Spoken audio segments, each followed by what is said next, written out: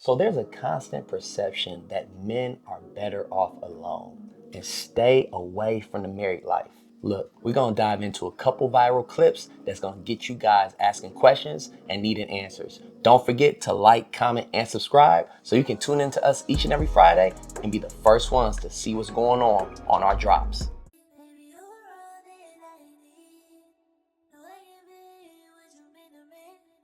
Made me feel complete. Years older, you got me years older. Baby, you're all that I need. Now I can be what you mean to me. Boy, I know you need this. Okay, the first one we saw was from the Shade Room, and it got us totally dialed in. We watched the whole thing, and we went through all the comments, so we had to tap in on this one. Every single time I tell myself, man, you young, man, it's okay to not have a wife right now. You don't need to settle down. You just slow down, just live your life. These old heads prove me right every single time. Give me the wife. Give me the wife. Slim Thug, Shaquille O'Neal, Shannon Sharpe. They just some old losers. Oh my God. Oh my God. I was reading a book or listening to a podcast. I can't remember, but it was just talking about some things that you don't want to be as a man. One of the things you don't want to do is just chase women your whole life. Being a womanizer, that should never, ever add up to being anything that's taking you away from your family and family time, is taking away from the natural joy of your life, the natural wealth in life and living, making life worth living, chasing money your whole life. That makes life not worth living. Who are you getting all this money to spend it with if it's not family? I thought this was so good coming from a young man because so often right now in this community that we are in, Black people, we are like, we could do it on our own. Women are career driven. Men got options. They out here just living, right? And one of the reasons that we even started finding love was to focus on how dope Black marriage is and how dope Black family is. So it was just inspiring to even see him go on this rant. But he called out a couple of my favorites, right? Baby, Shaq say it all the time that he messed up with his wife, right? Yeah. Shannon, Monique told you, sit down and get somebody cook you some dinners and rub them big old feet. And here you are losing money, losing your job over somebody who was probably down with everything that you did with her until she wasn't. And here's the thing. Some athletes weren't popping until they were popping. Some men and some women weren't popping until they got later on in life, right? Yeah. You weren't really that cute. You was a chubby kid, whatever the case may be. You were poor, right? You ain't had a new kicks. Now you got money. And now you're trying to do all of the things that you wanted to do when you were a teenager. And I get it. But that phase, honey, it gotta be a time stamp on it. You can't live the rest of your life trying to relive your glory days. You have to have some moment in life where you say, okay, I did that, right? I did it. And now what?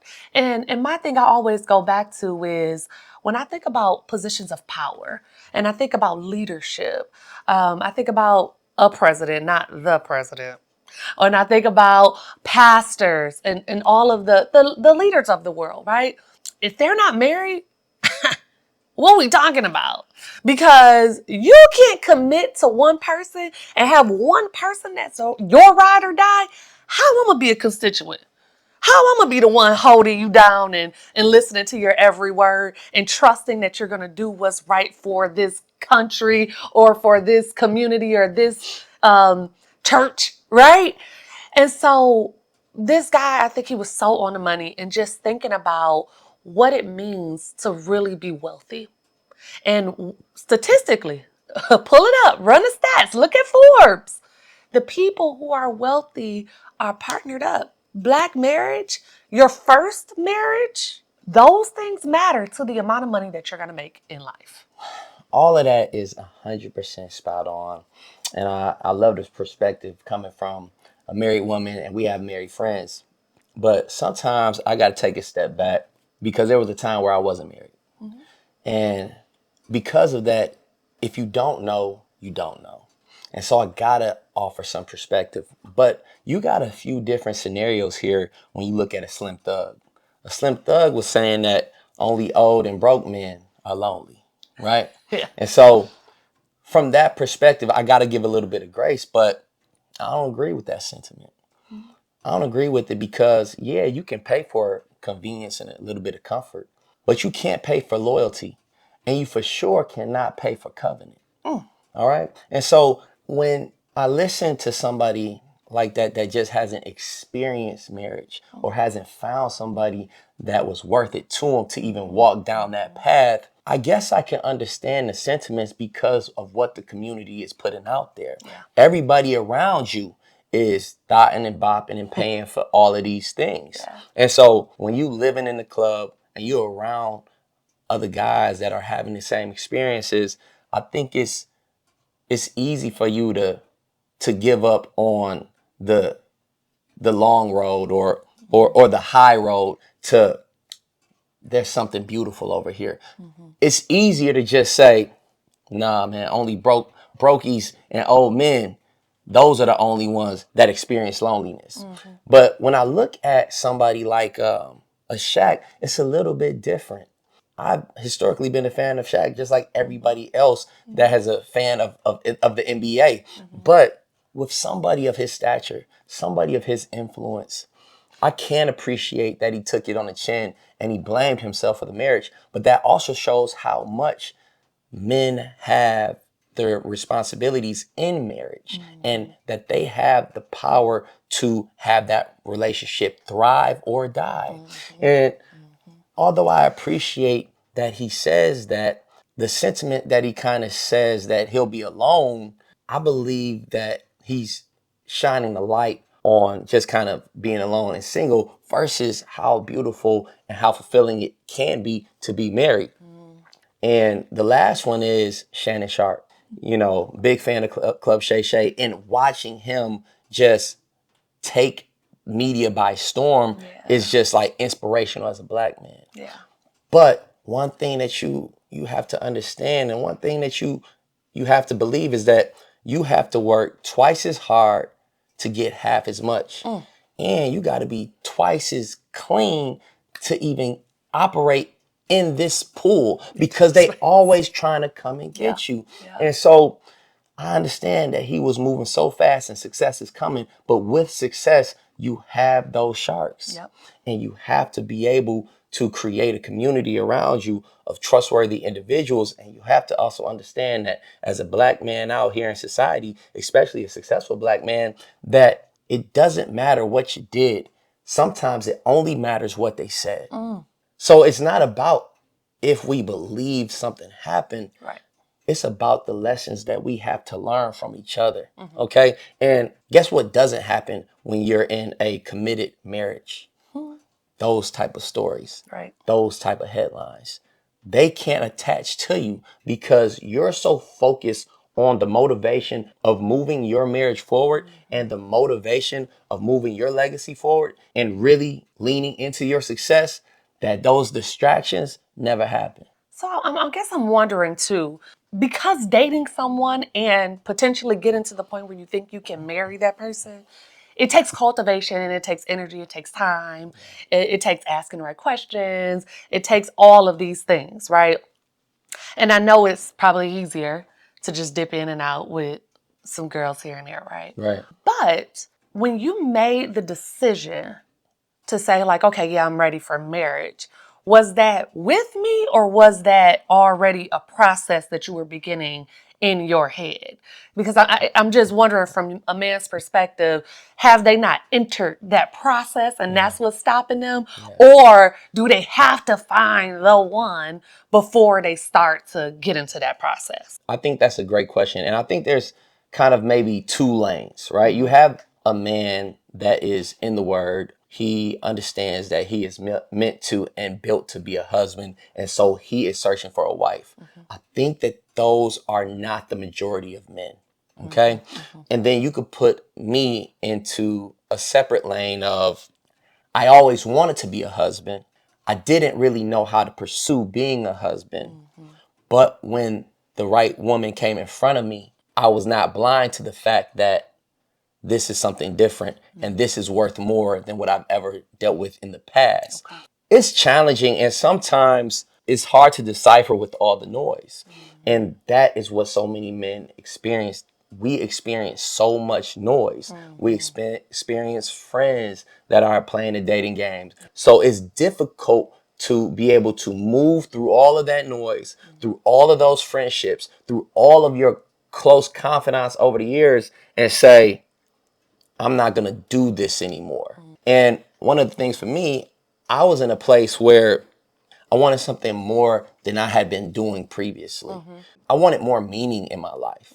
And so I think that aligned with our conversations, and I was able to look at you clearly because I wanted that. And so looking at you, listening to you, I said, okay, now, once my mind is open, once a man's mind is open and he's looking at a woman a certain way and he says, okay, I'm going to give my effort and energy here, Yeah. I think everything changes.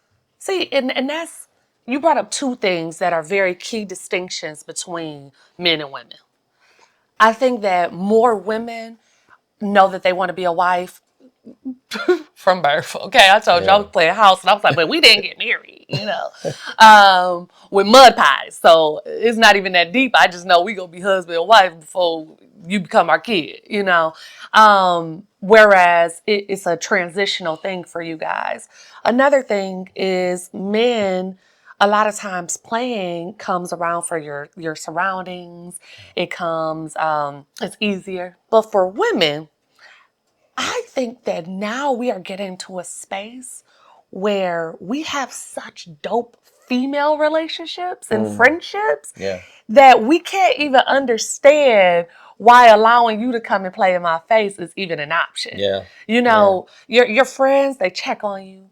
Your friends, they go bring you food. Me and my girls, we go to eat. We buy one of everything on the menu. We eating off each other's plates. Now I go on a date with you and I can't eat. I can't taste that? Yeah. Oh, see, this is too much, And so I believe that that's one of the major reasons of the shift of women being like, you know what? Let me focus on myself. Yeah. Let me get my career together. Let me get my money together. One of the things that historically has been a man's place is to be a provider. Yeah. We done snatched that up out, snatched that right up off of you.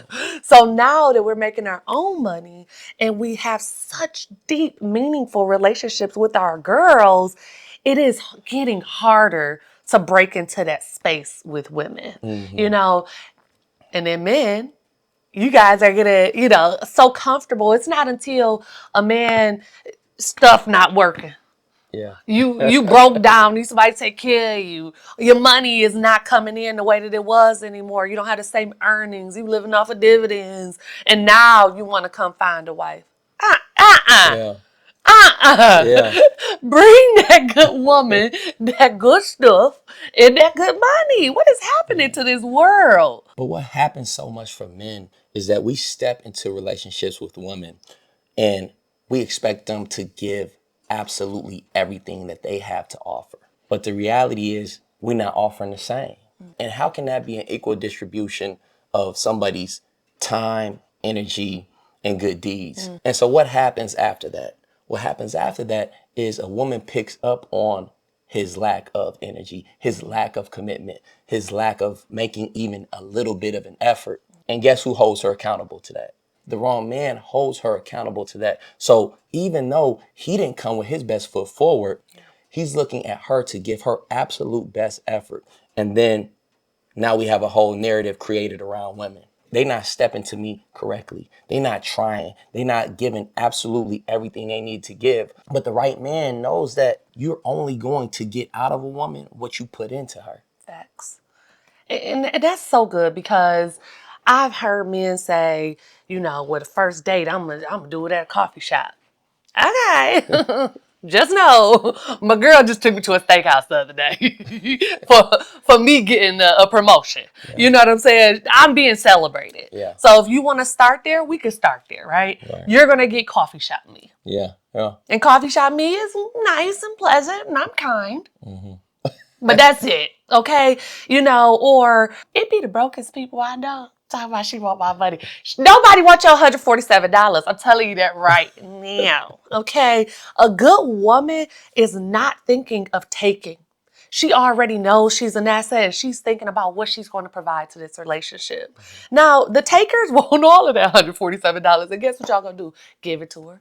Because male fragility makes you take care of the broke woman and try to assert your power over her and control her with it versus running away from the confident woman that's saying, I got my own.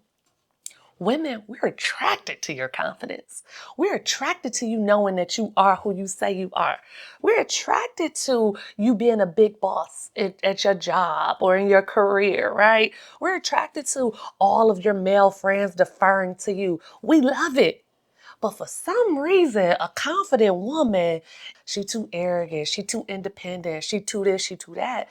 You have to take that off of her. I was independent all the way, in every way you can think of. He had to say, give me that. And I was like, okay, here you go, piece by piece. And I think that when you're dating, more people, men and women, have to learn how to give and show up as your best self without relinquishing every vulnerability, every flaw, everything. Yeah. Ladies, you should not be cooking and cleaning on the first date, but do you let them know that you care? Yeah. Do you let them know that you're willing to? Do you let them know that the household will be taken care of like no other because I am that one? Yes. Or you let them know that I don't cook or clean, but I got money for a housekeeper and a chef, whatever. But it's something about that initial response to each other that is halting the dating world. But going back to Shaq, right? Who says he had a good woman, had a kiss with this woman, still loves her. And I think about him, he was at the prime of his basketball career when they were married, and he was just all over the place, right? And it made me think about Paul Pierce in his interview that we're gonna watch. But he talking about what you should do and what he not gonna do. And I think that he's still in that NBA era and speaking from some personal experiences, but let's listen to what he has to say. Let's do it. All you men who stand up men, who go out there and put your elbow into making a woman make sure she's straight and hard working and respectable, chest up, chin out men, and you really on the grind and you really got ambition, man, leave these little pretty girls alone, bro. They don't put their elbow in it. I'm gonna keep it 100. Over there looking at, oh, she bad. Oh, look at her Instagram. Oh, she a 9, she a 10. No, I'll get you a 5 or a 6 who gonna put some elbow into it and gonna be down for you on some 100. You know what I'm saying? They gonna look at you like, why he with her? Don't worry about why I'm with her. Cause she gonna do everything you ain't doing. 100%. And that's the new wave we should be on, fellas. Like, man, forget all that how you look when you with your arm around her. Nah, she ain't got no substance to her. Go ahead, baby. Go ahead. I thought that was a complete joke. I didn't know what I was watching. Now, let me preface this by saying, if all the woman has to offer you is her beauty, then okay, all right? But what? I know some of the coldest, baddest women who are killing it in every way, in every facet of their lives. And I am a firm believer, marriage can get a little tough. If I got to look over at you, it better be something I want to look at. And don't get me wrong, I don't think that he has to be a 10 by your standard. He's a 10 by my standard. Right. You know what I'm saying? So don't think that you have to get the stereotypical look of a woman or the stereotypical look of a man. But I don't think if you putting that person on a 5 or a 6, it ain't gonna work. Ladies, the moment he leave his drawers on the floor, you through. Man, the moment she get pregnant, she just got that hair on the side ponytail, laying there, her nose spread across her face, you gonna be through. So just be sure to be conscious of just the normal nature of how our bodies are wired. We are wired to look first. which is why you are typically attracted to the person that you're dating, right? So that whole notion of people looking at your spouse and saying, why is he or she with them is crazy. It's crazy because people gonna hate regardless. Okay? Let them hate that y'all getting money together, y'all growing together, that y'all loving on each other, that y'all doting on each other, that y'all families are straight, that y'all careers are going good.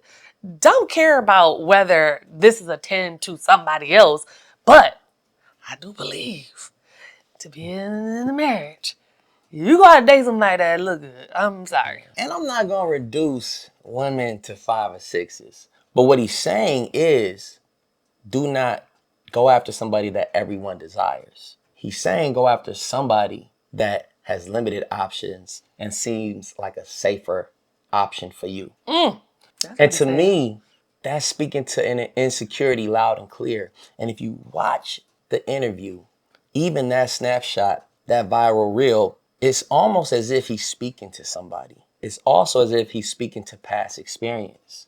And Facts. so I'm always going to give grace and understanding, but I do not stand by and I do not second the thought that you need to go after somebody that is safer. You need to go after somebody that's going to stretch you.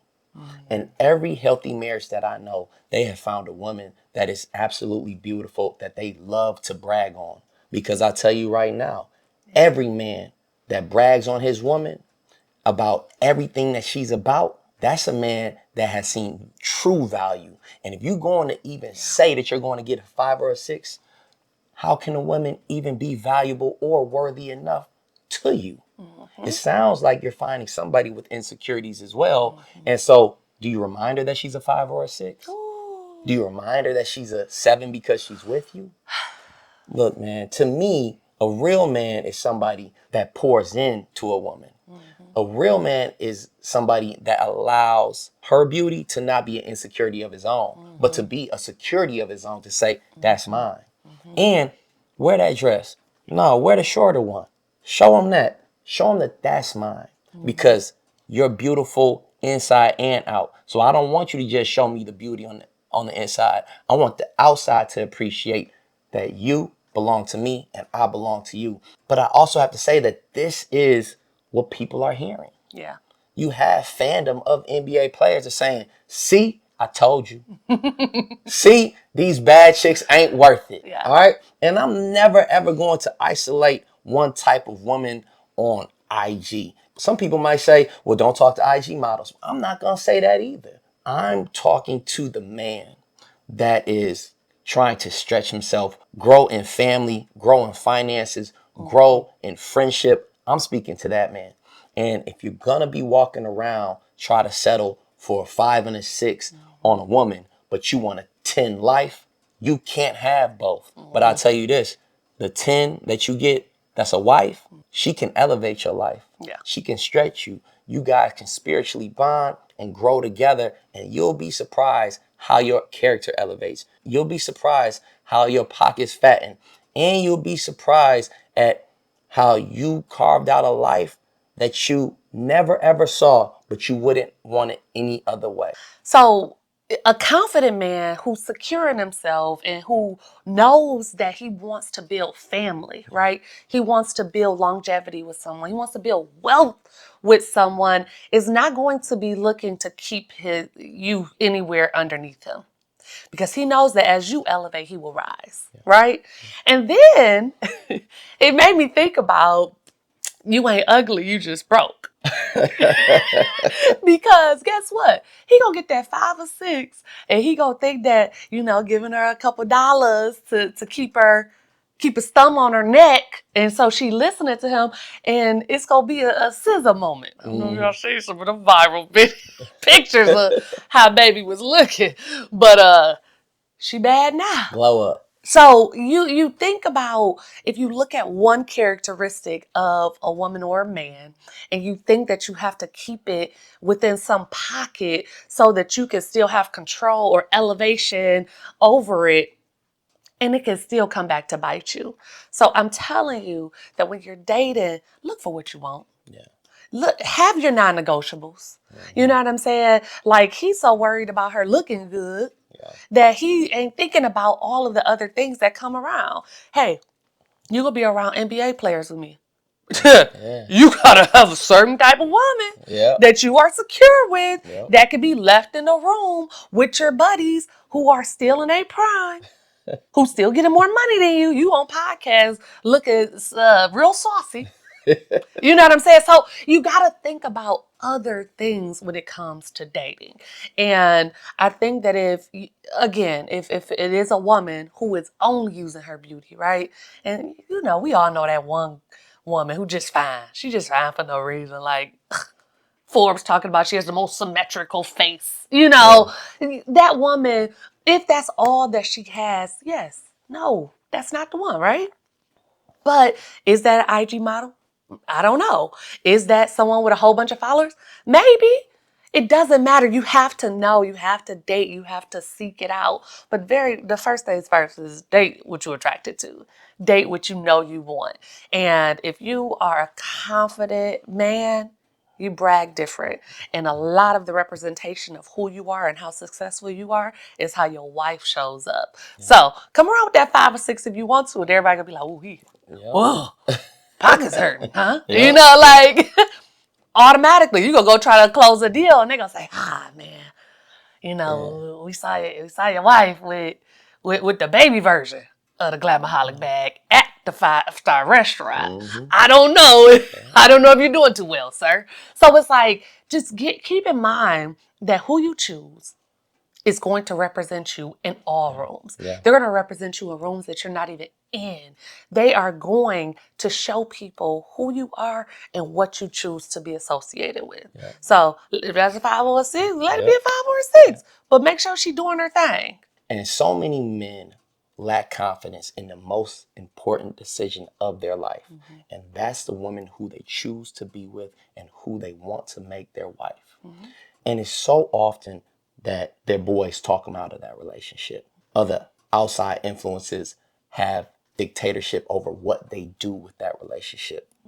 A real man that is emotionally intelligent and emotionally aware enough and has enough self-awareness to be able to separate himself from those influences and to see what's best for him, that's real manhood. And that's the man that can elevate because he's ready to make decisions for himself and for that woman that he's ready to lead. And on that note, let's toast.